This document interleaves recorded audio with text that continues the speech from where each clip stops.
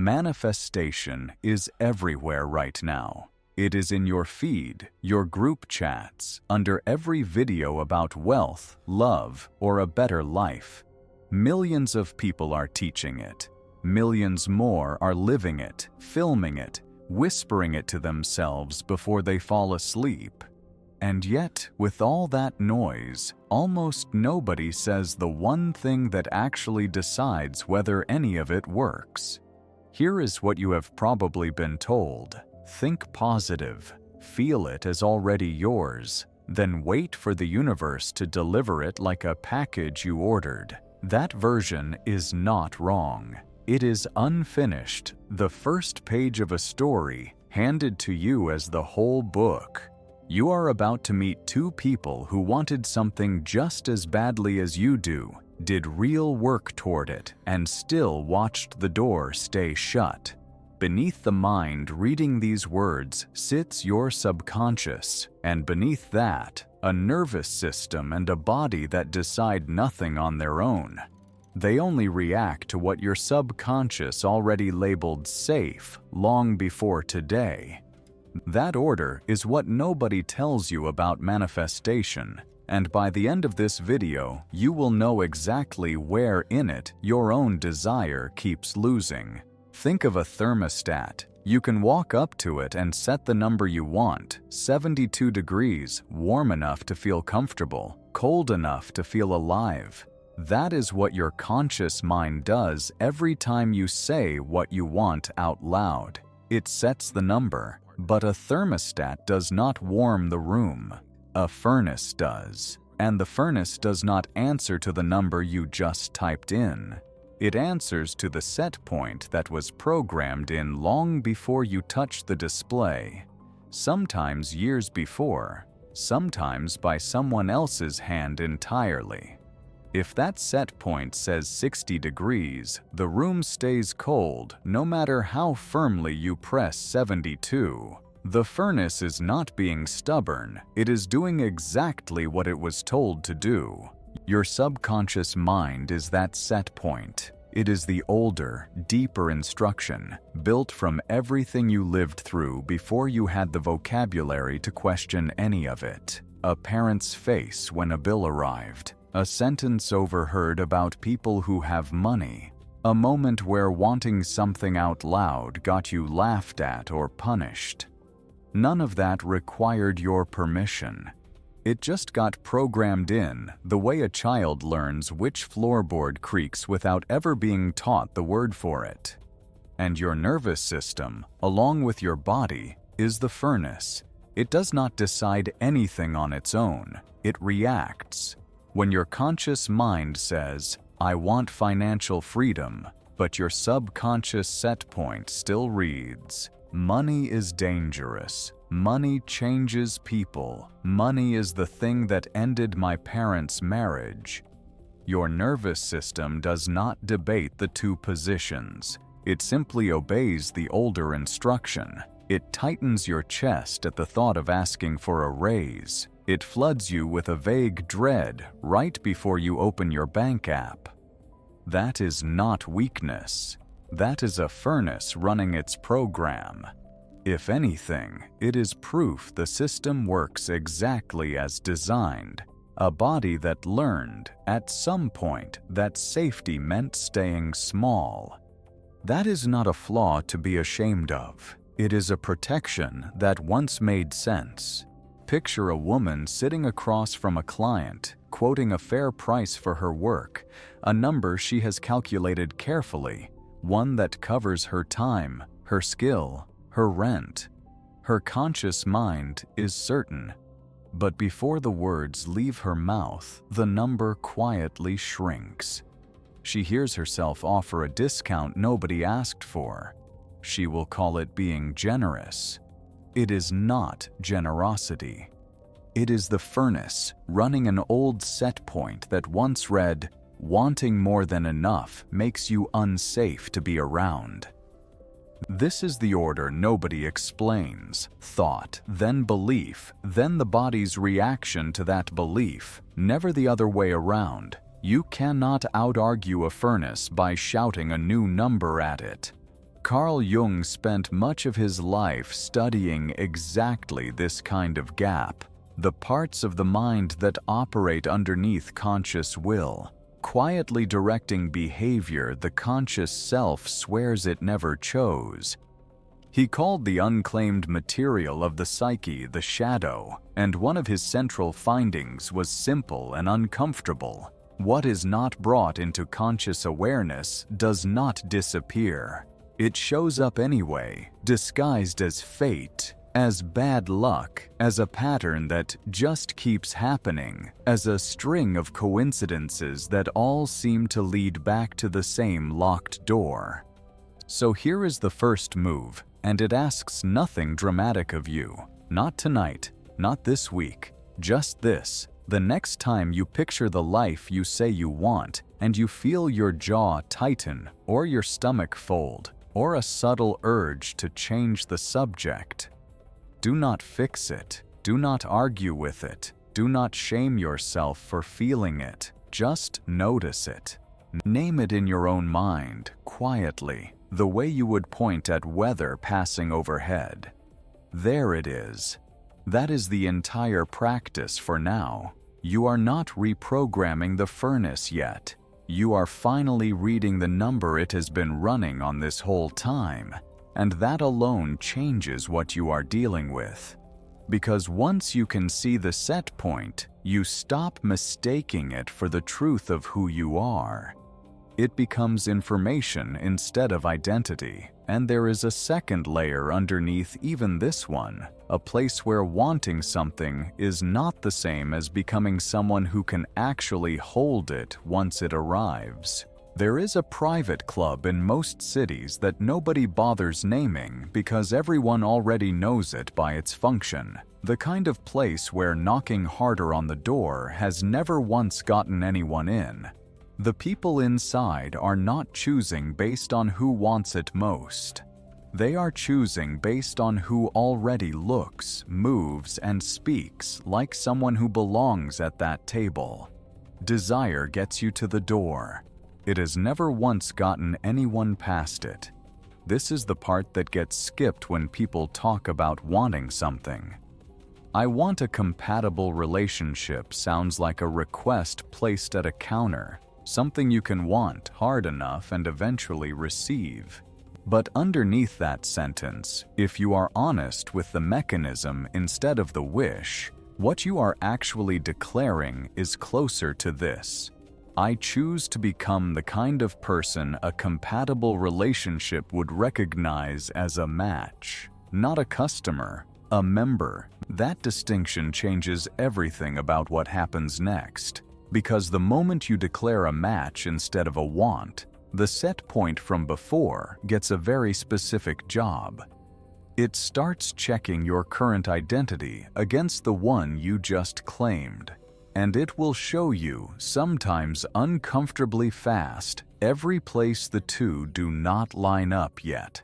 You say you want partnership, and within days, you notice how quickly you fill silence with people who ask nothing of you back. You say you want a thriving business, and you notice how often you undercharge, over-deliver, and call it professionalism. None of that is the universe testing you. It is the gap between the guest you claimed to be and the guest you have actually been showing up as. The writer Neville Goddard spent decades teaching a version of this same order, though he used different language for it. His core claim was not, think about what you want. It was closer to, live from the assumption that you already are the version of yourself who has it, and let your ordinary, unremarkable choices come from that assumed identity rather than from the wanting, not fantasy. Occupancy. The difference between visiting a house and living in one is not the number of times you walk through the door. It is whether your habits already match the address. Here is where the practice from before extends into new ground, without asking anything harder of you yet. Picture the relationship, or the version of your work, or the version of your bank account you have been wanting. And this time, instead of only noticing where your chest tightens, notice something else. Where does your imagination quietly downgrade the picture, on its own, before you even asked it to? You picture someone genuinely showing up for you, and some quiet edit slips in. Realistically, though, you picture the number in your account, and the mind rounds it down before you finish the thought. That rounding down is not modesty. It is the same set point from before, this time showing up as an editor instead of a wall in your chest. Just notice the edit. You are not arguing with it yet. You are learning to catch it in the act. Consider two people who both say they want financial ease. One spends the week scrolling past opportunities, mentally filing them under "not for people like me," and never notices the filing happen. It feels like fact, not choice. The other starts asking, quietly and without drama, "Would the version of me who already has this even open that tab?" One is still knocking. The other has started rehearsing membership. The outer circumstances of their week might look identical from the outside. The inner instruction running underneath it does not. None of this means the incompatibility is a character flaw, something to be embarrassed about the moment you spot it. It means there is a version of you the old set point has never had to update, because nothing before now ever asked it to. Every gap you are noticing right now used to be invisible. Now it has a name, and a name is the first thing you can actually work with. But noticing the gap and closing it are two different jobs, and one of the most common ways people get stuck is believing the first one is enough on its own. Awareness alone has never paid a bill or changed how someone shows up at a table. Somewhere between noticing and becoming, actual behavior has to change, and that is exactly where most people quietly stop, mistaking the noticing for the finish line. A sailor can stand at the wheel of a boat that is not moving and stare at the horizon with total conviction about where she wants to go. She can name the harbor, picture the dock, feel the sun on her face when she arrives. None of that moves the boat 1 inch. The wind does not respond to conviction. It responds to sails, to whether someone has actually walked across the deck, hauled the rope, and turned canvas into something the wind can push against. A boat with the destination clearly set and the sails still furled goes exactly nowhere, no matter how long the sailor stands there believing. Visualization is choosing the destination. It matters. A boat with no destination drifts wherever the current happens to take it, which is its own kind of trouble. But somewhere along the way, choosing where you want to go got mistaken for the whole voyage. People sit at the wheel of their own lives, picturing the harbor in exquisite detail, checking in on the picture every morning like a devotion, and quietly wondering why the shoreline never gets any closer. The picture was never the problem. The sails being furled is. This is the part of manifestation almost nobody wants to hear stated plainly, because it removes the most comfortable excuse available. It is not passive. Perception has to shift. You have to actually start noticing the version of reality that matches where you are headed, not just the one that confirms where you have always been. Decisions have to shift. The small, unglamorous ones, made a dozen times a day, that either point toward the harbor or quietly keep you circling the same stretch of water. Behavior has to shift. And action, the kind that costs something, time, comfort, a difficult conversation, an application submitted before you feel ready, has to actually happen, out here in the world, not just rehearsed in the mind. None of this contradicts the set point from before. It reveals it. Every time perception, decision, and action line up with the harbor you named, the old instruction gets new evidence to work with. Proof, repeated enough times, eventually gets believed even by something as stubborn as an old set point. Every time they do not line up, the boat simply drifts back to the water it already knows, and the sailor gets to keep believing the visualization was the issue when the sails never left the deck. So here is where the practice grows a second layer, and this one asks slightly more of you than noticing did. Look at your coming week, not in the abstract, but the actual 7 days in front of you. Somewhere in it are two behaviors sitting side by side. One that quietly moves you toward what you say you want, and one that quietly keeps you circling. Maybe it is the invoice you have been meaning to send at the rate you are actually worth, next to the discount you keep offering out of habit. Maybe it is the application you have been polishing forever instead of submitting, next to the scrolling that fills the hour you could have used to finish it. Pick one pair. Name which is the sail and which is the drift.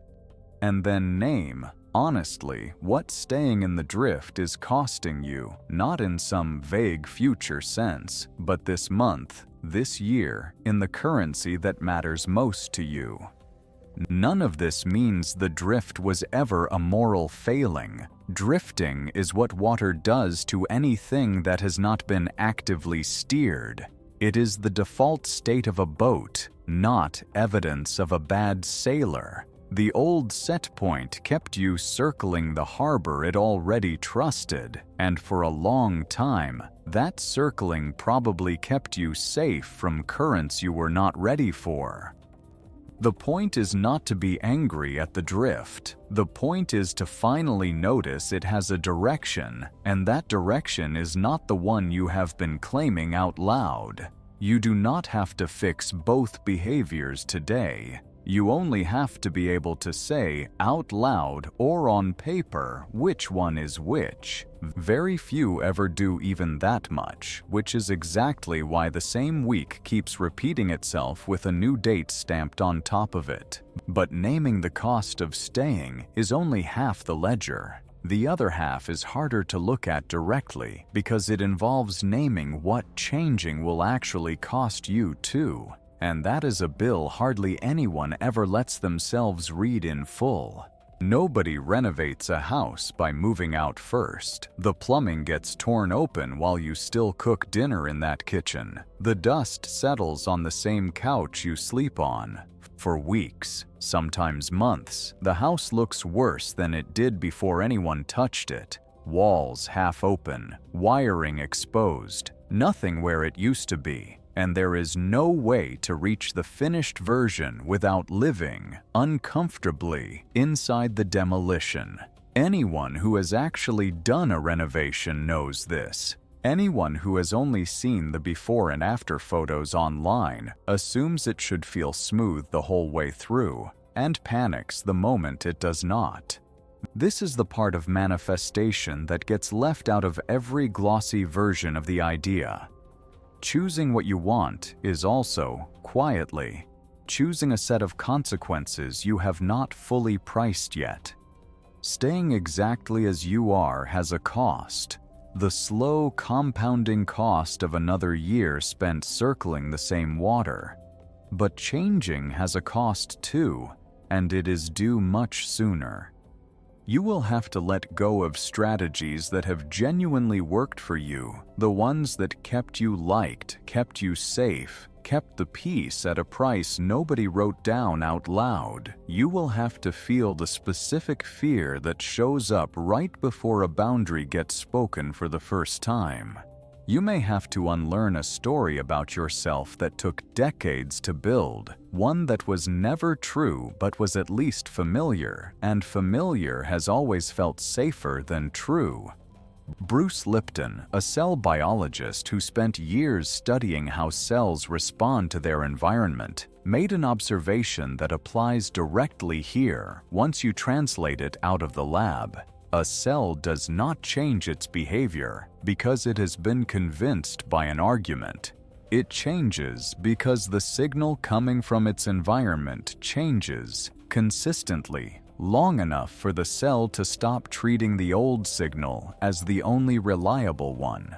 Your nervous system runs on a version of the same logic.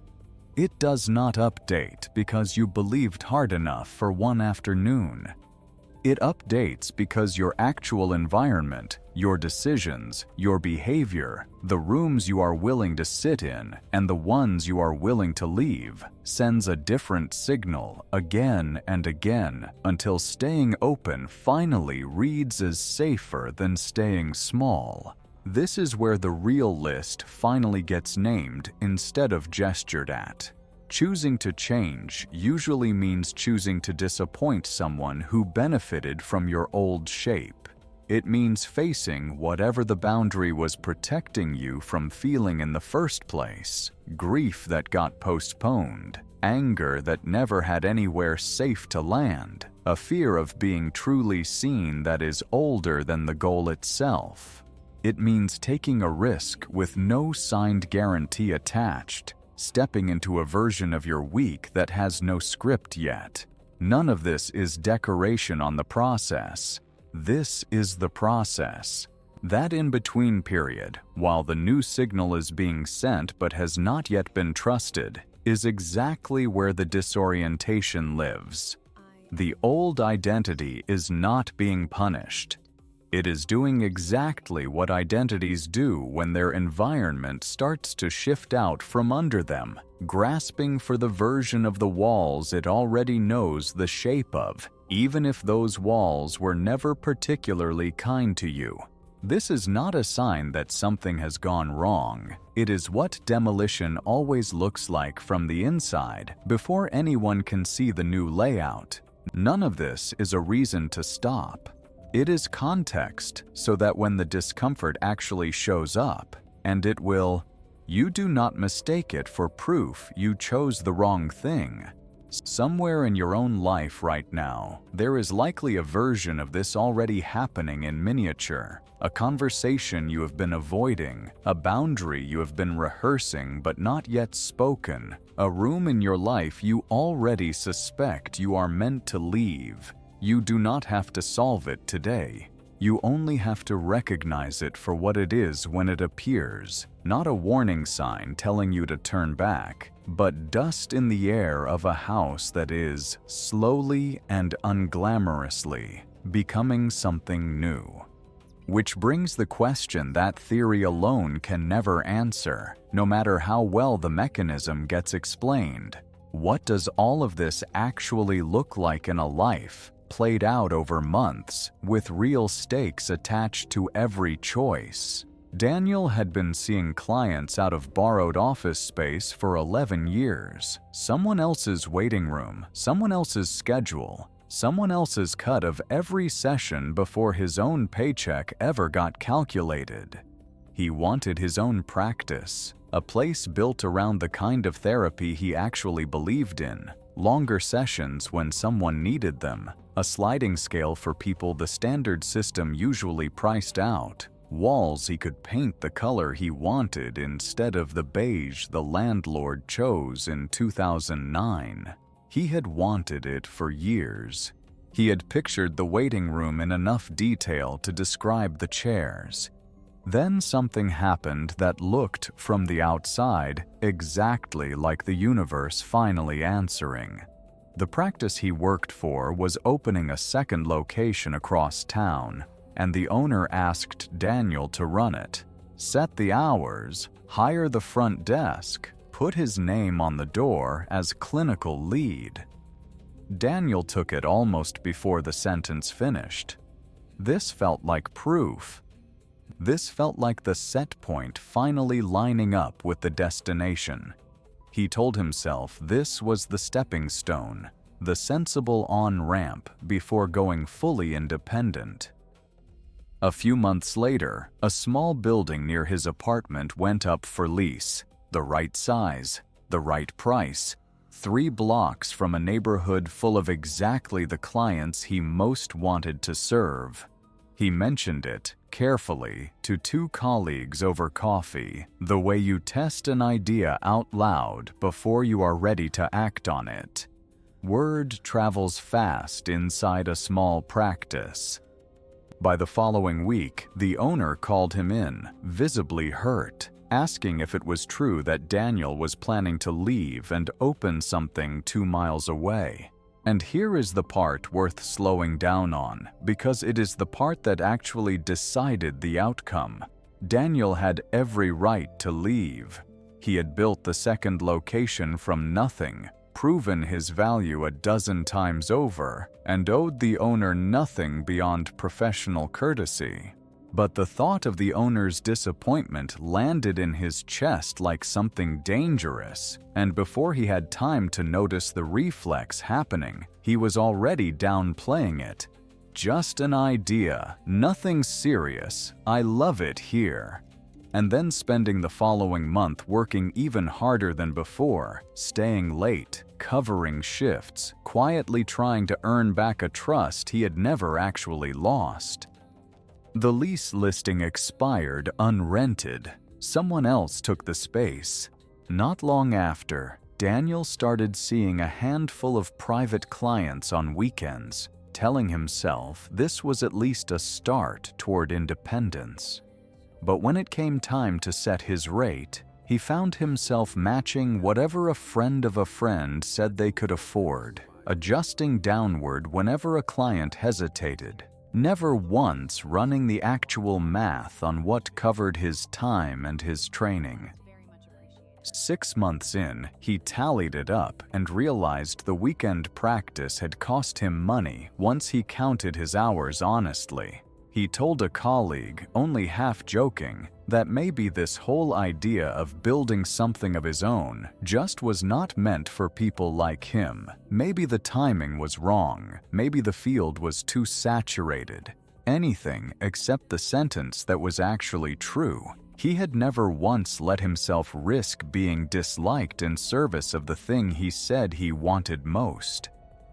There is a version of this story where Daniel simply lacked ambition, and it would be the easiest version to tell. It would also be wrong. Daniel was, by every visible measure, one of the most driven people in that practice. The first one in most mornings, the one who read the research nobody assigned. Ambition was never the missing ingredient. The missing ingredient was a nervous system willing to tolerate someone else's disappointment long enough for a new identity to finish forming, and nothing about ambition alone teaches a body how to do that. Nothing about this makes Daniel weak or unusually self-sabotaging, or worse at wanting things than anyone else. His nervous system had been conditioned, somewhere long before any of this, that someone else's disappointment was a signal worth avoiding at almost any cost, and it was still running that old, once useful program with total fidelity, exactly as it was built to. The opportunity did not fail to arrive. It arrived twice.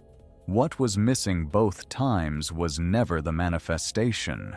It was the sale. Diane was 56 when the marriage ended, and the version of her future she had been quietly running for 30 years ended with it.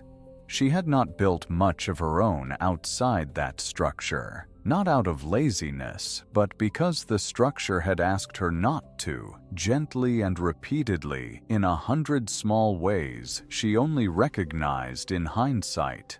Now there was a settlement, a condo half the size of the house, and a question she had not had to answer honestly since she was 24. What does she actually want her life to look like from here?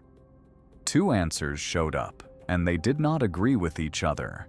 One version of Diane wanted to build something entirely her own. She had a gift for organizing chaos.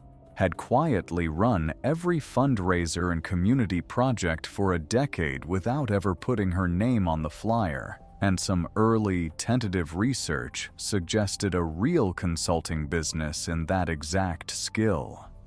The other version of Diane, the one that showed up mostly at night, wanted something almost opposite: to be found by someone steady, to be taken care of the way she had been at 26, before she knew enough to want anything more complicated than safety.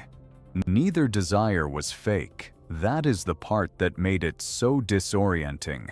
She would spend a focused morning drafting a rate sheet for her consulting idea, feel genuinely capable, and then spend the evening on her phone watching a woman half her age document a slow, sunlit courtship with a man who handled everything, and feel something close to grief for a version of safety she was not sure she had ever actually experienced. She told her sister she felt like two different people arguing over the same calendar. The signal was in the pattern, not in either desire alone. Every time the consulting idea gained real momentum, a promising phone call, an email that used the word yes, something in Diane would quietly redirect the following week's energy somewhere else.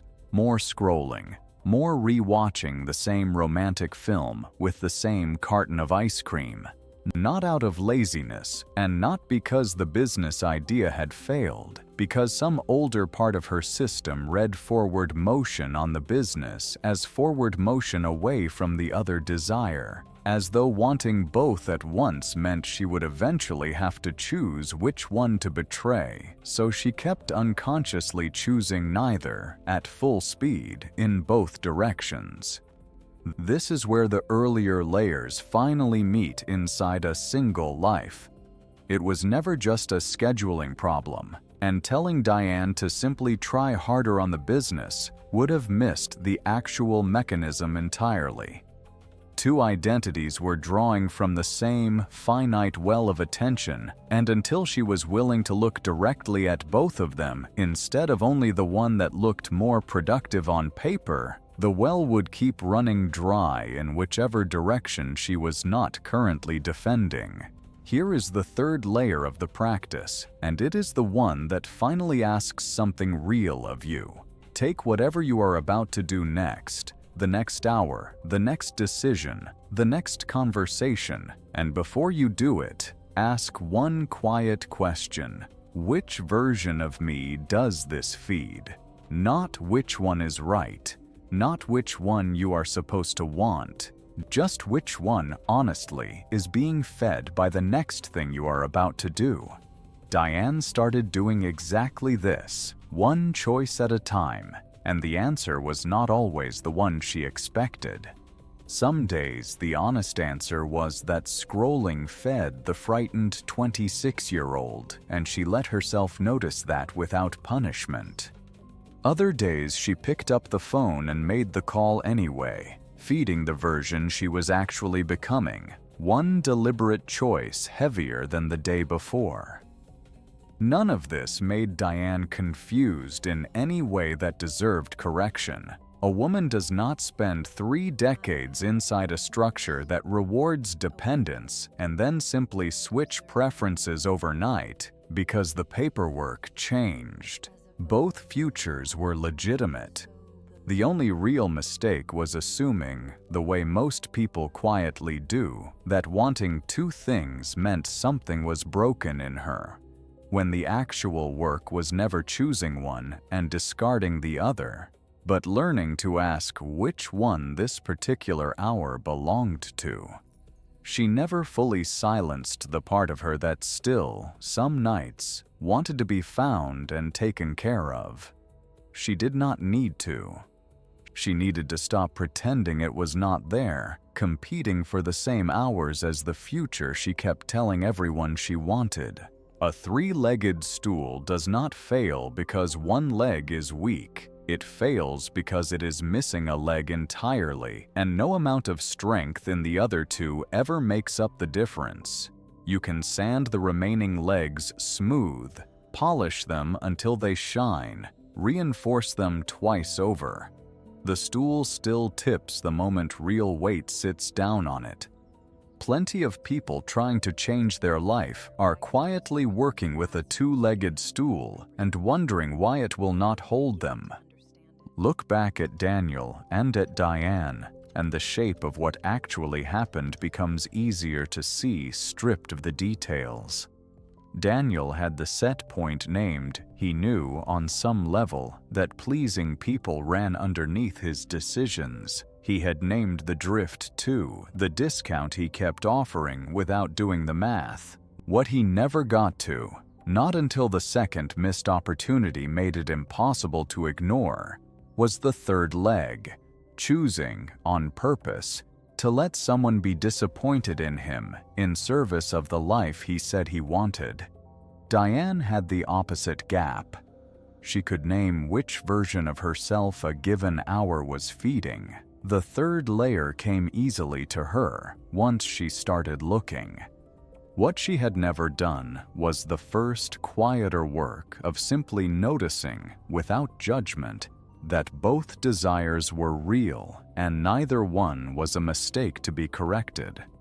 This is the part worth saying plainly because it rarely gets said before someone spends years white-knuckling one leg of the stool. Noticing without acting changes nothing by itself. Naming the cost without ever facing what changing costs you changes nothing by itself. And knowing which identity a choice feeds, without first understanding the set point driving the split, turns into guesswork dressed up as insight. All three layers have to hold weight together in the same season of a life, not in some imagined order where one finally gets checked off before the next begins.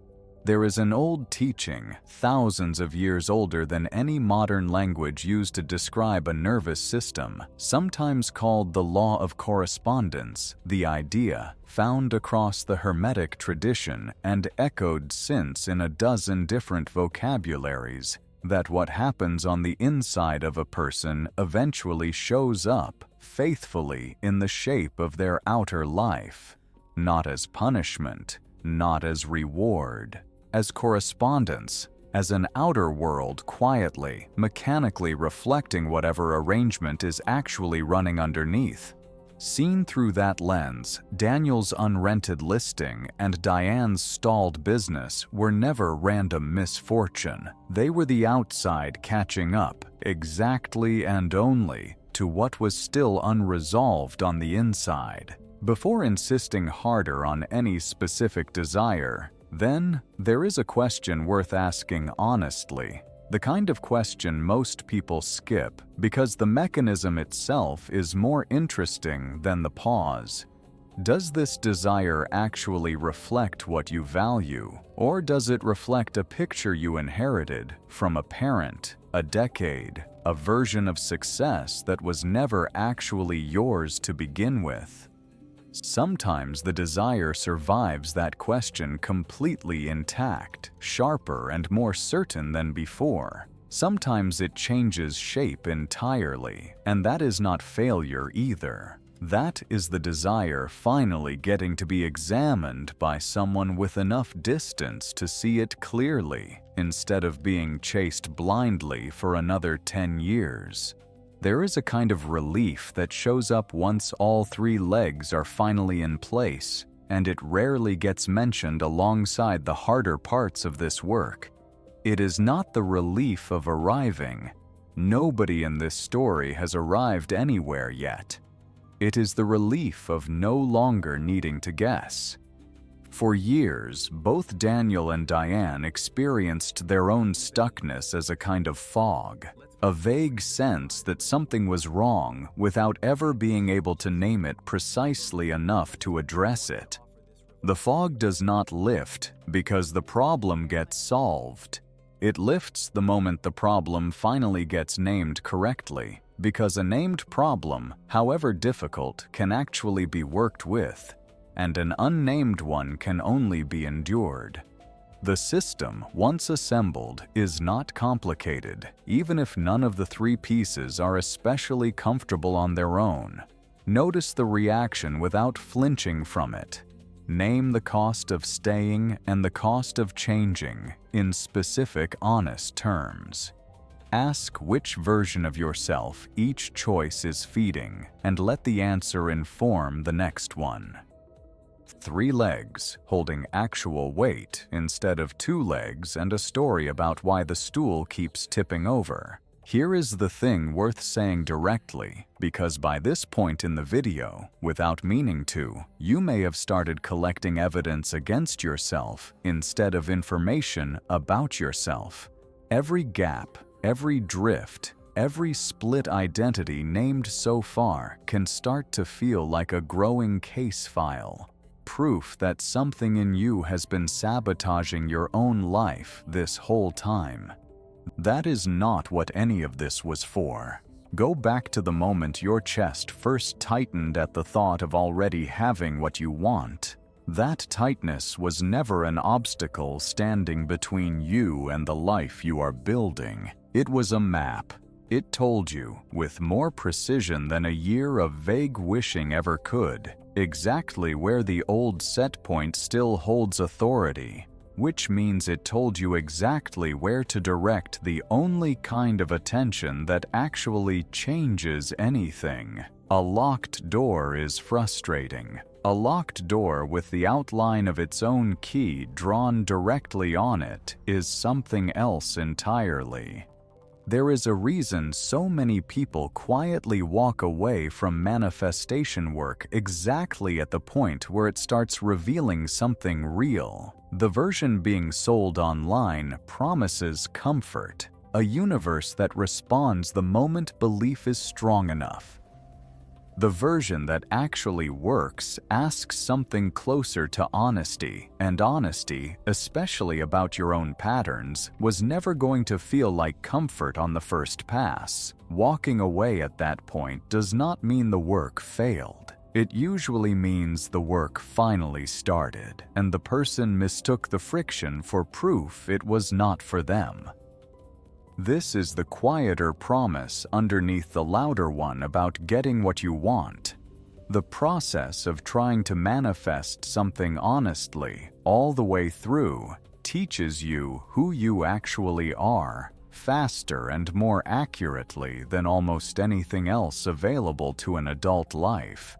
Daniel did not just learn that he undercharged. He learned precisely what disapproval costs him and why.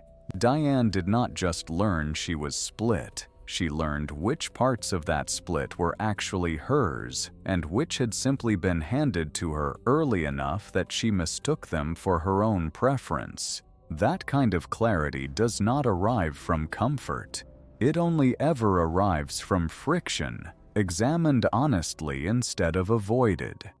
If any part of this has been landing somewhere real for you tonight, that is usually the moment worth marking, not letting slide past unnoticed. The same way you would not scroll past a locked door with a key drawn on it. This is usually the moment worth choosing to follow this channel if you have not already, not out of obligation, but because naming the actual mechanism instead of repeating the version that only sounds comforting tends to matter most exactly here, in the weeks after a video like this, when the noticing either turns into a practice or quietly fades by Thursday. Following this channel keeps the next layer within reach when you are ready for it, instead of leaving you to rebuild this same map alone from scratch. Think back for a moment to whichever version of your own life came to mind while Daniel or Diane were being described, because some version almost certainly did. Maybe it was a business idea you keep circling without launching. Maybe it was a relationship pattern that repeats with different names attached to it. Maybe it was something quieter, harder to put words to, that surfaced somewhere around the second layer of practice and has been sitting with you since. That thought was not a coincidence, and it was not incidental to watching this. It was the set point responding to being seen in real time, possibly for the first time in years. None of the discomfort you may be sitting with right now is a verdict on whether you are doing this correctly. It is closer to a diagnostic light coming on in a system that was, for the first time in a long while, finally being looked at honestly instead of managed from a distance. That light was always going to come on eventually. It was never a malfunction. It was the system finally being maintained instead of quietly ignored. The only real choice left is what happens in the moment right after it does. At the start of this video, a question got asked without being spelled out directly. Where, exactly, does your own desire keep losing? By now, you likely have at least the beginning of a real answer. Not a mystical one, not a punishment, just a place. A tightened chest. A discount offered nobody asked for. A scroll that fills the hour a harder choice was waiting in. Small, specific, findable. That is not a smaller answer than the video promised. It is a far more useful one than, "The universe wasn't ready yet."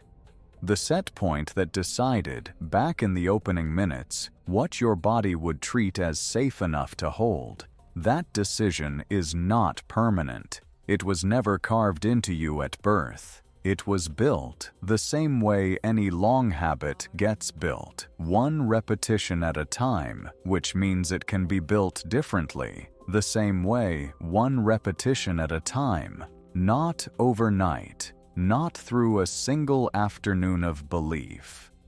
Through the same 3 ordinary moves practiced across this video, applied again this week, and the week after that, until the old set point finally runs out of evidence for the story it has been telling.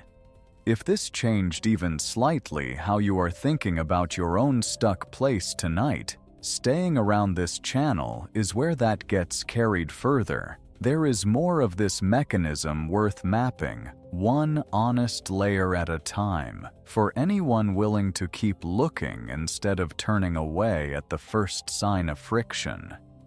Send this to 5 people who are circling their own harbor right now, the ones who would rather understand the mechanism than be handed another slogan. And in the comments, say the honest thing. Not what you think should be true, but what actually surfaced while you were watching this, or what shifted, even slightly, while you sat with any of it. Tell us too what you want looked at next. Which part of this still feels unfinished for you? The set point that has been running your life did not choose you. Somewhere back in the noise before you had language for any of it, you inherited it. But the next version, the one built from here forward, gets to be chosen, on purpose, in ordinary weeks, by someone who finally knows exactly where to look.